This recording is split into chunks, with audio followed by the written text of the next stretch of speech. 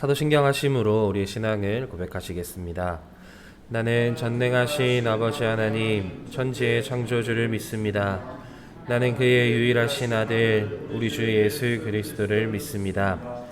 그는 성령으로 잉태되어 동정녀 마리아에게서 나시고 본디오 빌라도에게 고난을 받아 십자가에 못 박혀 죽으시고 장사된 지 사흘 만에 죽은 자 가운데서 다시 살아나셨으며 하늘에 오르시어 전능하신 아버지 하나님 우편에 앉아 계시다가 거기로부터 살아있는 자와 죽은 자를 심판하러 오십니다.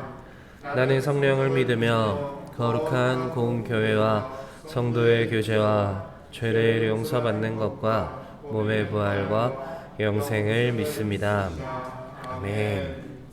네, 오늘 우리에게 주시는 하나님의 말씀은 시편 13편 1절부터 6절까지의 말씀입니다. 제가 가진 성경으로는 구약 성경 810페이지에 있는 시편 13편 1절부터 6절 말씀 저와 여러분의 순서로 함께 교독하시겠습니다. 여호와여 어느 때까지니까 나를 영원히 잊으시나이까 주의 얼굴을 나에게서 어느 때까지 숨기시겠나이까.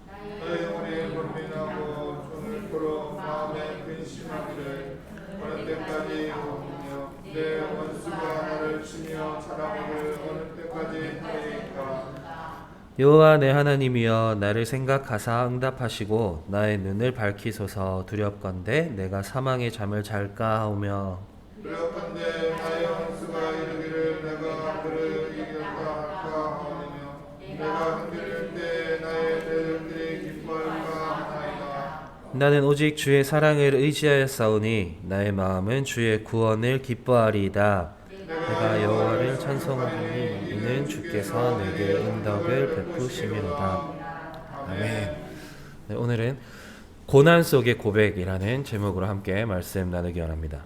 오늘도 계속해서 이어지는 시편 말씀입니다. 지난주까지 2주간에 걸쳐서 지혜시, 다윗의 지혜시를 나눴었지만 다윗이 오늘 또다시 신세 한탄을 하는 시를 적기 시작했습니다.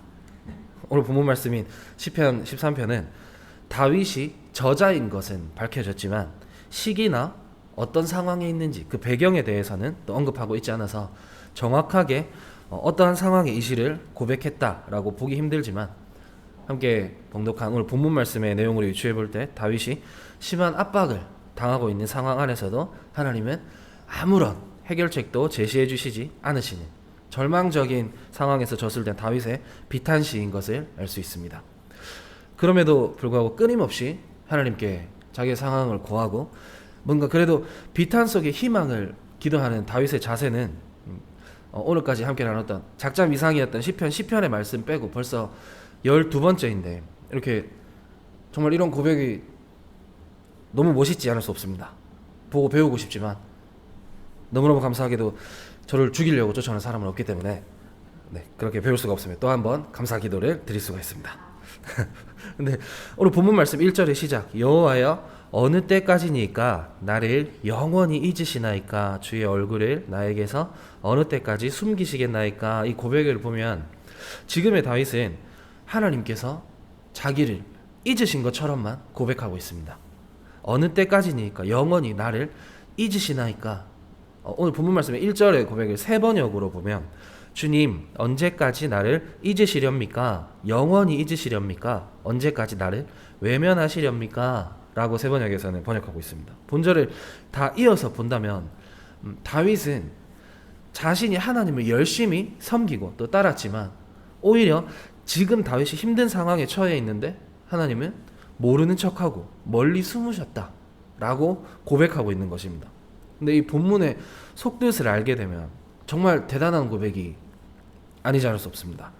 보여지는 대로만 보게 된다면 절망적인 절박한 상황에 대한 불평과 불만만 부르짖는 것처럼 보여지지만 이 본문 말씀은 그런 불평과 불만만을 토하는 것이 아니라 하나님 아버지의 구원에 대한 확신을 도약하기 위한 발판으로 삼은 부르짖은 믿음의 고백인 것입니다. 이런 게 진짜 정말 믿음의 고백이 되는 것입니다. 어떤 상황이고 어떠한 환경에 놓여 있는지는 알 수 없지만 우리가 알 수 있는 건 지금 다윗은 분명하게 힘든 상황에 놓여져 있다는 것입니다. 그런 어렵고 힘든 상황 가운데서도 불평과 불만을 부르짖을 수는 있습니다. 어쩌면 우리도 다 그렇게 하지 않습니까? 근데 그 뒤에 진정으로 우리 믿음의 도약을 위한 부르짖음인지는 우리가 다시 한 번 더 생각을 해봐야 한다는 것입니다. 그냥 힘든 내 상황, 어려운 내 환경을 놓고 불평과 불만만 토하고 끝인 것인지, 그 뒤에 이어서 힘든 상황과 그런 환경을 가장 정확하게 해결해 주실 하나님을 신뢰하는 고백까지 이어지는지를 봐야 한다는 것입니다. 불평과 불만만, 그런 짜증만 토해내는 것은 세상 어느 누구라도 다 할 수 있습니다. 근데 그 뒤에 하나님의 역사를 기대하며 신뢰와 믿음을 고백하는 기도는 아무나 할 수 없는 것입니다. 하나님 자녀만이 가지고 있는 특권이자 권세입니다. 여러분 모두 그 특권을 누리시고 권세를 힘입어 살아가시길 축복합니다. 근데 그 권세와 특권이라고는 하지만 솔직한 말로 힘든 상황 앞에서 어떤 상황에 직면했을 때 불평과 불만을 토하는 것은 쉬운데, 정말 아무리 생각해봐도 믿음을 바로 고백하는 건 너무 어렵습니다. 좀 적당한 일이라면 모르겠지만, 예를 들어서 뭐 핸드폰 다 가지고 계시지 않습니까? 핸드폰을 딱 떨어뜨렸는데 씌운 필름에 금이 갔다, 필름이 깨졌다. 그러면 와 주님 감사합니다, 앞판 뒷판 액정 안 깨지고 필름만 깨지게 해주셔서 감사합니다, 이런 게 되는데, 핸드폰 떨어뜨렸는데 필름이고 뭐시고 액정 다 깨지면, 싹 다 깨지면, 아니면 핸드폰 떨어뜨렸는데 하수구에 바로 쏙 빠지면 어떤 기도가 나오겠습니까? 핸드폰 떨어뜨리자마자 하수구에 빠졌는데 주님 감사합니다, 뭐 이런 기도가 나오는 게 어쩌면 더 신기한 일일 것 같습니다.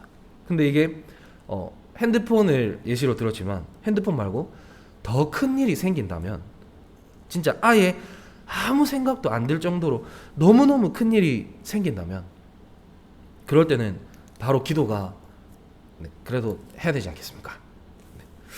그러니까 우리는 어쩌면 훈련이 필요한 것입니다. 저는 어렸을 때부터 뭔가 너무 자랑 같지만 항상 좀 실전파였습니다. 실전파.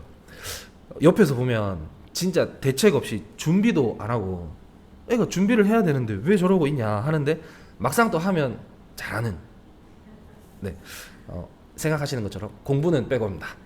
공부가 실전파였어야 됐는데, 근데 반대로 저희 누나는 정말 철저하게 노력하는 사람이었습니다. 진짜 철저하게 노력파였습니다. 책상에 앉아서 엉덩이를 붙이면 기본 몇 시간은 앉아서 공부를 할 수 있는, 태어나서 처음 보는 신기한 사람이었습니다. 이상한 소리 같이 들리겠지만 저희 누나 이름이 김소리입니다. 진짜 이상한 소리입니다. 근데 제가 봤던 그때의 그 누나는 숫기도 없어가지고 집에서 통닭 전화로 주문하는 것도 못해가지고 저한테 시키고, 제가 봤을 때 할 줄 아는 거라고는 성경 읽고 공부하고 밥 먹고 자는 거 밖에 못하는 줄 알았는데, 지금 제 눈에는 그렇게 부러운 사람이 없습니다.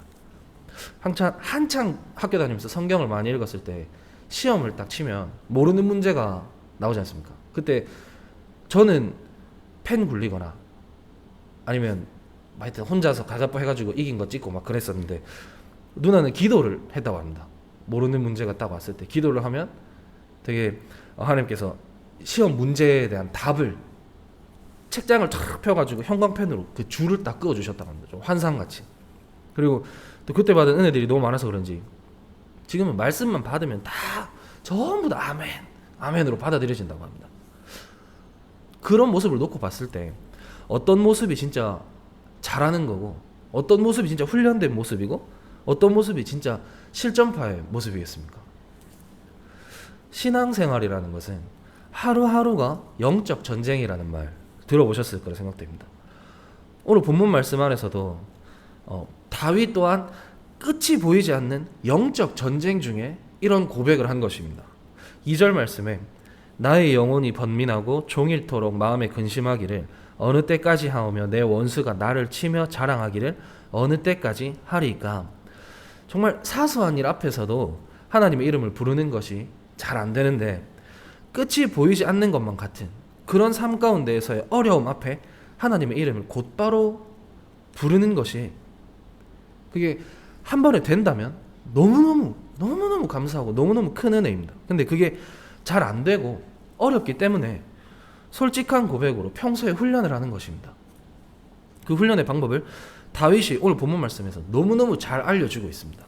3절 말씀에 여호와 내 하나님이여 나를 생각하사 응답하시고 나의 눈을 밝히소서. 두렵건대 내가 사망의 잠을 잘까 하오며 두렵건대 나의 원수가 이르기를 내가 그를 이겼다 할까 하오며 내가 흔들릴 때에 나의 대적들이 기뻐할까 하나이다. 계속해서 5절 말씀입니다. 나는 오직 주의 사랑을 의지하여 싸우니 나의 마음은 주의 구원을 기뻐하리이다. 내가 여호와를 찬송하리니 이는 주께서 내게 은덕을 베푸심이로다. 비탄시로 분류는 되어 있지만 어쩌면 오늘 우리에게 주는 가장 정확한 지혜시가 아닐까 생각됩니다. 1절과 2절에서 분명히 너무나도 힘든 상황 가운데 인간적으로 들 수밖에 없는 생각을 하나님 앞에 그대로 고백했고 3절부터 6절까지는 하나님 앞에 올려드릴 수 있는 어쩌면 그 상황에서 가장 정확한 믿음의 고백까지 그런 믿음의 기도를 고백하는 것까지 그만큼 많은 일을 그만큼 힘든 상황들을 겪었고 그만큼 많이 훈련이 되어 있기 때문에 이런 믿음의 고백을 할 수가 있는 것입니다.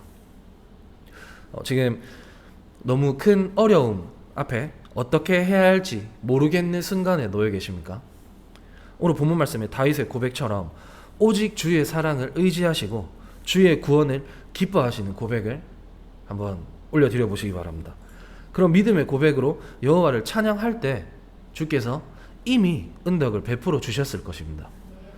어쩌면 사소한 일들에 고민하고 계십니까? 지나온 시간으로 이미 겪어보셨을 더 어려운 상황에 더 어려웠던 그런 상황에 직면하지 않게 은혜 내려주셨음에 감사를 고백해 보시기 바랍니다. 더 큰 은혜가 여러분의 삶에 함께 할 것입니다.